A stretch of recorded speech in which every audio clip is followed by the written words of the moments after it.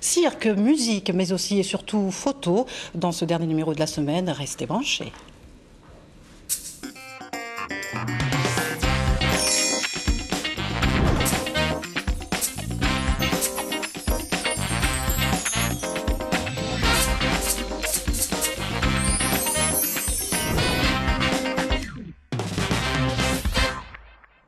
Bonjour à tous, c'est la pause déjeuner, vous avez décidé de la prendre avec nous et vous avez bien raison.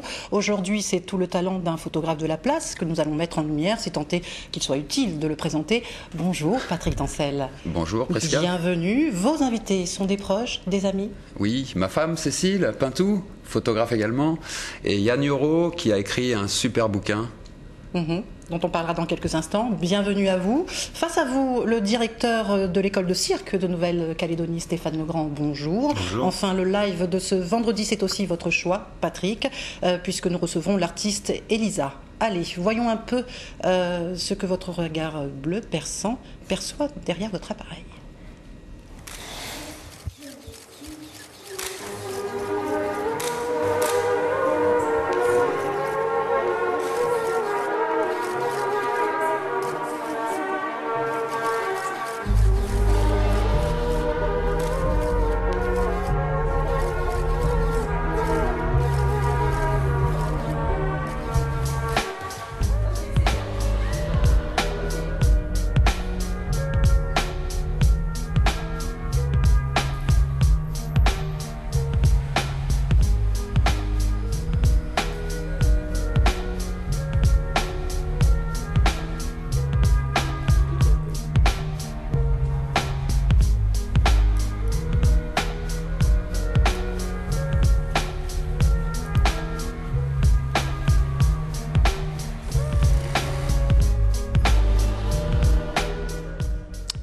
Pour le coup, c'est Cécile qu'on a vu à l'œuvre, et vous, en revanche, vous avez joué les photographistes, ce qui n'est pas du tout votre truc. Oui, c'est exactement ça, ouais. Je fais le distinguo entre photographe et photographiste, effectivement, et c'est vrai que ce qui m'intéresse le plus, c'est la prise de vue, quoi, en fait. D'accord. Alors Patrick, vous avez un parcours assez atypique, et avec votre look, on a du mal à croire que vous avez fait le collège militaire de Saint-Cyr, l'école, ou que vous soyez passé par des écoles religieuses, hein, honnêtement. Oui.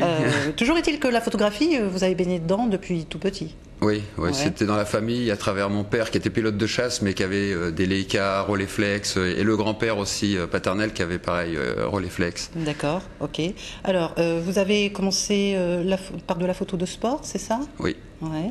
Au début, oui, parce que en fait, quand j'étais gamin, je faisais beaucoup de sport et du coup, les premiers sujets qui m'ont intéressé à prendre en photo, c'était un peu le milieu dans lequel je traînais et donc le sport.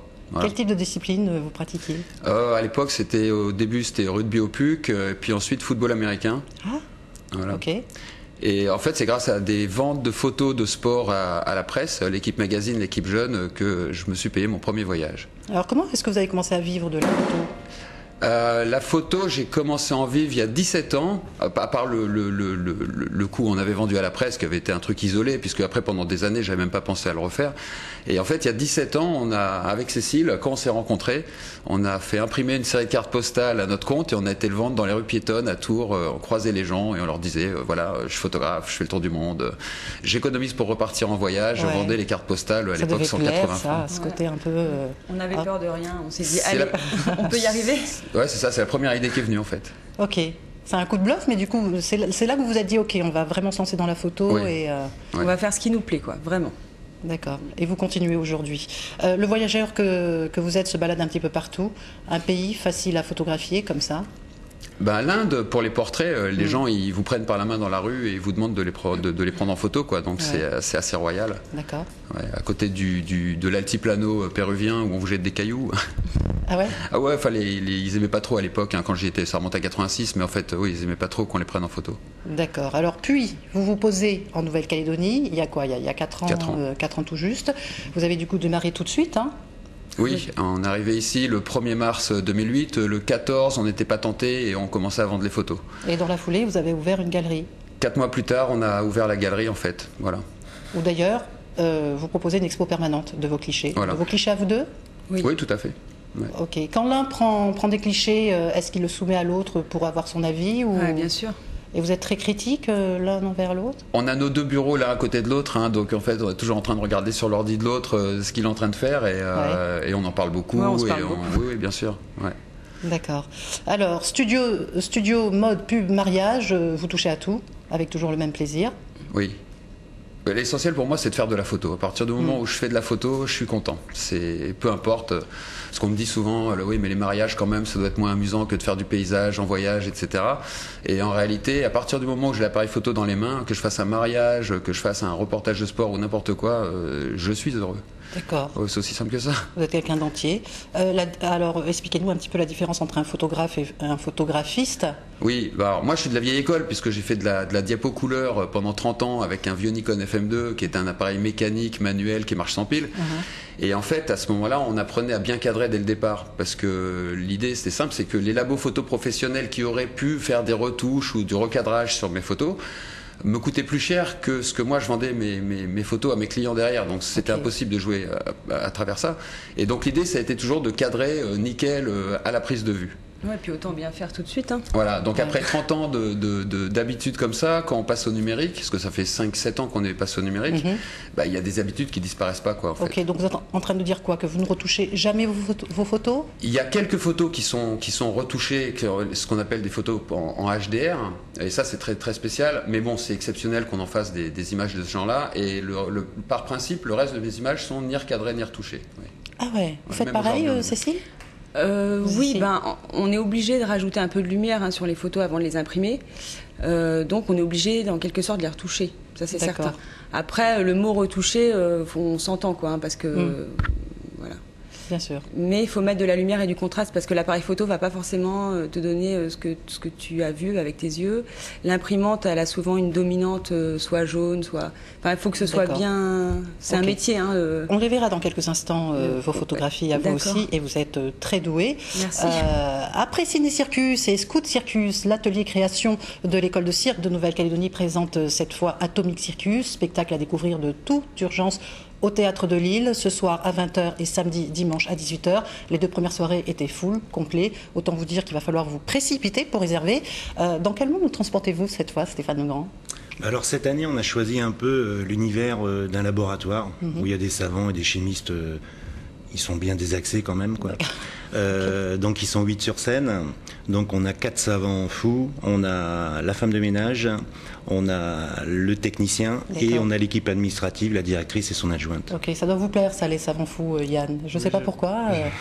Ça vous parle tout de suite, ça. Alors quels seront les moyens d'expression utilisés pour ce spectacle? Alors, bien sûr, les techniques de cirque de jonglage. Il y aura du jonglage massue, diabolo et boîte à cigares. La partie aérienne, un cerceau aérien, tissu, trapèze fixe à 3. Ensuite, on a tout ce qui est équilibre. Donc, il y aura équilibre sur boule monocycle et les acrobaties. Voilà de beaux clichés en perspective, non? Ça vous parle pas Là, le langage corporel, pour moi, c'est super. Ouais, je trouve ça génial. Et ouais, il va falloir aller faire un tour. Oui, super images à faire. C'est sûr. Par rapport justement à propos de jonglage, c'est Simon Burnouf qui va s'y coller pour une petite démo avec des boîtes à cigares, c'est ça? C'est ça. Ok, alors Simon se met en place. Et Simon, issu de cette 3e promotion pour ce spectacle, Atomic Circus.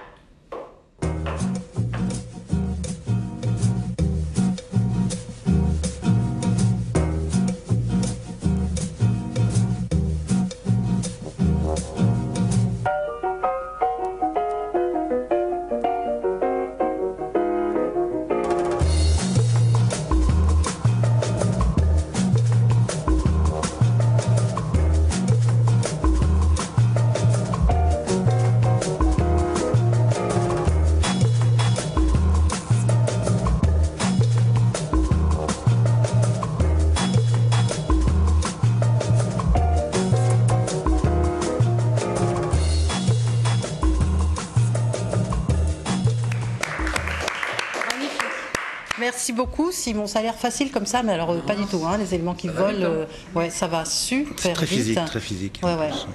Alors, les 8 artistes, on va peut-être pouvoir, c'est peut-être le moment de les citer. Ouais. Donc, on a Clémence Legrand, Solène Kaufmann, Simon Burnouf, Quentin Folchier, Laure Elmour, je suis sûr que je vais en rater un. Ouais.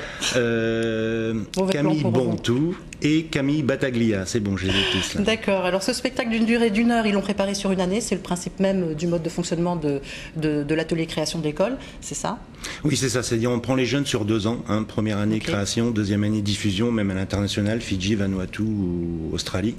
Le but premier, c'est de leur procurer une première expérience artistique pour leur donner envie d'intégrer les écoles d'enseignement supérieur aux arts du cirque. Ouais, de côtoyer des professionnels. Voilà, donc là c'est la 3e promotion. Donc on a un élève qui est à l'Académie Fratellini en France, une à Tilburg en Hollande, et il y en a 2 qui sont au NAICA de Melbourne en Australie. Et donc, vous n'êtes un peu fiers? Oui, puis là on en prépare sur cette promotion. Il y a 3 nouveaux élèves qu'on prépare justement pour l'année prochaine, pour les concours d'entrée. D'accord, donc je suppose que en général les promotions sont des jeunes qui ont vraiment envie de se tourner. Oui, là c'est vraiment la vitrine de l'école de cirque. Hein. C'est-à-dire on se produit vraiment tous les 2 ans. Ils sont sélectionnés parmi le meilleur niveau de l'école de cirque, c'est-à-dire les perfectionnements niveau 2. Donc ils sont sélectionnés suivant plusieurs critères, que ce soit l'assiduité bien sûr, le travail, le niveau technique et aussi la maturité à appréhender le travail de création. D'accord. On rappelle, l'Atomic Circus, c'est ce soir à 20h au Théâtre de Lille et samedi, dimanche à 18h. Cécile, vous avez toujours travaillé ensemble avec Patrick? Oui, toujours. Ouais. Enfin, quand je suis dans mon studio, il n'est pas à côté de moi, mais il n'est pas loin. Je ne suis jamais partie loin faire un reportage. C'est un avantage ou ça peut être un inconvénient je pense de bosser ensemble? Ne le regardez pas. Non, je ne le regarde pas. Non, je pense que ça n'a pas si d'importance que ça, autant d'importance que ça. Non, j'arrive à me mettre facilement dans ma bulle, même s'il est près de moi. Ok. C'est Patrick qui vous a initié à la photographie? Oui. On s'est rencontrés, j'avais 15 ans, on s'est mis ensemble, j'avais 16 ans. J'ai toujours apprécié l'art en général.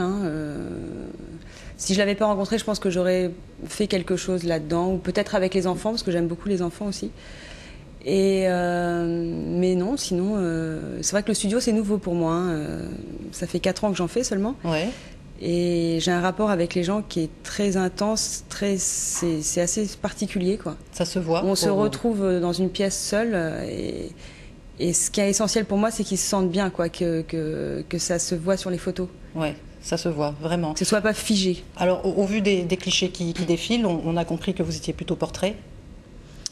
Oui, en studio, ouais. J'ai pas mis en avant mes paysages, là. J'aime beaucoup le paysage aussi, mais c'est vrai que je suis plus attirée par le portrait. À choisir, plutôt portrait ou paysage, Patrick? Paysage, moi, c'est vraiment mon truc. D'accord. Alors, qu'est-ce que vous avez essentiellement photographié ici en Nouvelle-Calédonie, Cécile? Des paysages, UVA, Lifou, l'île des Pins, il y a beaucoup de paysages à prendre en photo ici. Et des portraits aussi intégrés dans des paysages ou dans des scènes de vie, quoi. Ça, j'aime beaucoup le portrait intégré dans un décor. Vous le faites, ça aussi? En voyage, beaucoup. En voyage, oui. Ici, en fait, on s'est un peu réparti les tâches ici. C'est-à-dire que moi, j'ai tendance à faire tout ce qui est reportage à l'extérieur et Cécile gère le studio. Donc tout ce qui est femme enceinte, bébé, couple, photos de famille.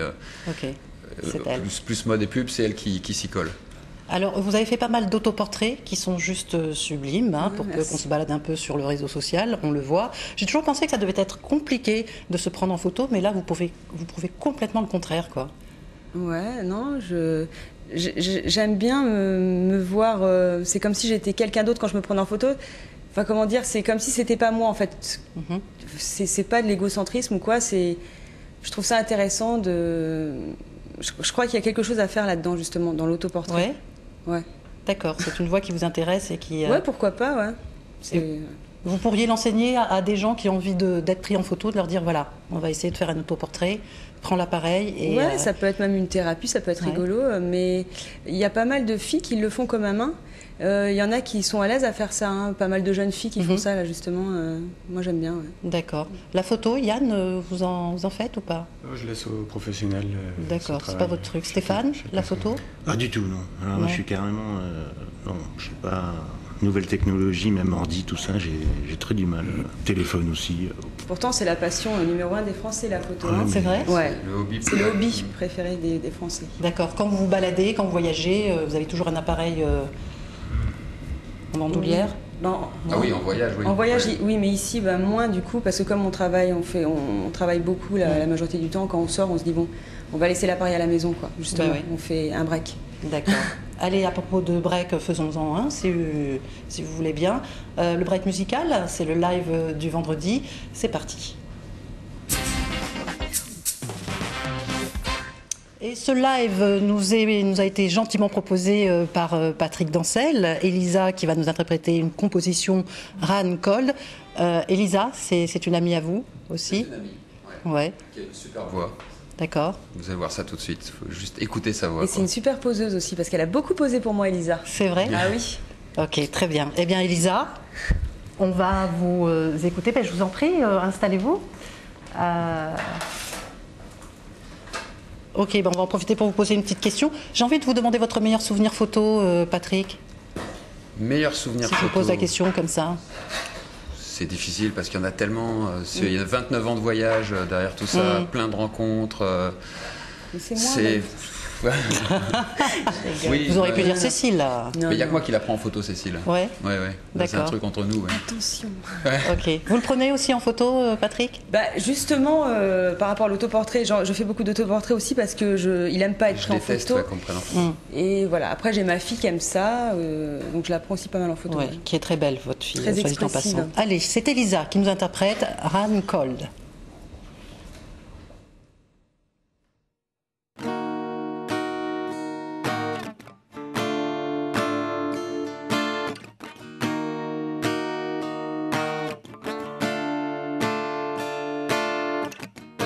And when the blood is not running through my veins anymore, run cold somewhere between my heart, my brain.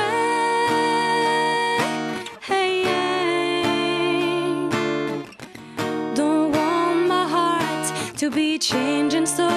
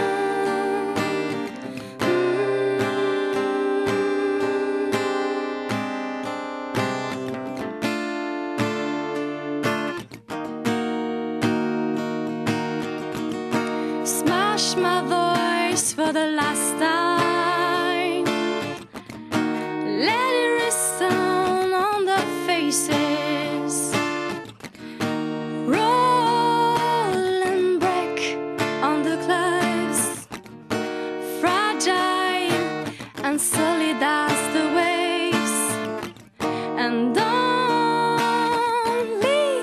the echo of your voice an answer.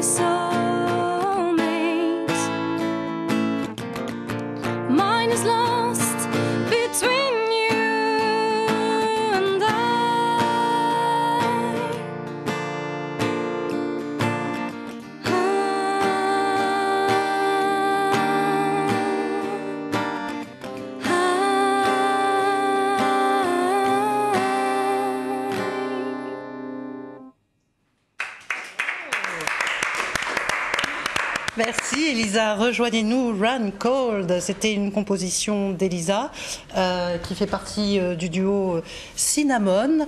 Elisa, je vous en prie, rejoignez-nous rapidement. Vos compositions sont essentiellement de la world music, on est d'accord? Oui, c'est en fait très différent. Là, le morceau que j'ai interprété, évidemment, avait une couleur, une certaine couleur. Alors après, on peut l'avoir bleu, grise, peut-être un peu noir.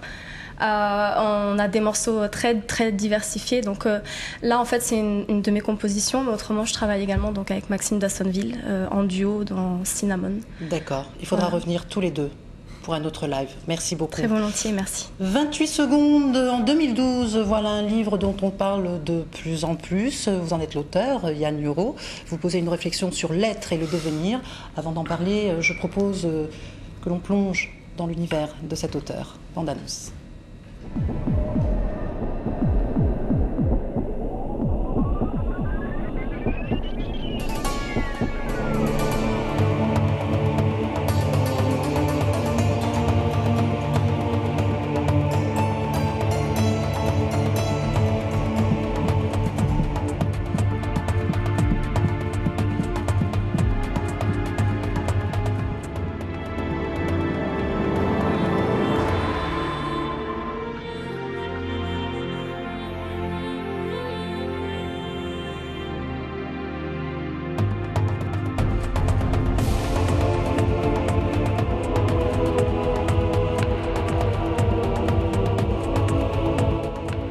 Musique en plus, c'est pas courant une bande-annonce pour un livre numérique de surcroît. Oui, c'est un peu original. Moi, je suis quelqu'un qui aime bien aussi sortir des sentiers battus. Ouais. Je suis plus en numérique qu'en papier. J'ai fait une bande-annonce pour le livre. Moi, je suis d'origine plutôt scientifique aussi que littéraire à la base. Racontez-nous un peu alors le pitch de 28 secondes en 2012. Alors, faire rapide, en fait, c'est un roman qui aime bien explorer les deux façons qu'on a d'appréhender l'univers, c'est-à-dire on va voir de l'intérieur et aussi de l'extérieur. De l'intérieur par le corps de Jivan, on va rentrer un petit peu dans ses cellules, on va regarder les yeux, la peau, le cœur, les chakras. Jivan, c'est le héros Oui, c'est le fil conducteur qui attend le bus devant la gare de Bombay. Il vient de faire un voyage à travers le monde et puis on va visiter 28 pays avec lui. Donc ça, c'est le côté extérieur. D'accord. On va se balader un petit peu partout. Ok. Pourquoi le chiffre 28 alors? Vous savez qu'en ce moment même, on est en train de se déplacer à 28 km par seconde. C'est la vitesse que la Terre a en fait autour du Soleil. C'est aussi le cycle de la Lune, le 28. C'est donc un nombre assez féminin. C'est le Soleil met 28 jours pour faire le tour de lui-même. Donc c'est aussi un nombre masculin. On a 28 os dans le crâne. On a 28 vertèbres dans la colonne vertébrale autour de l'os sacré, le sacrum.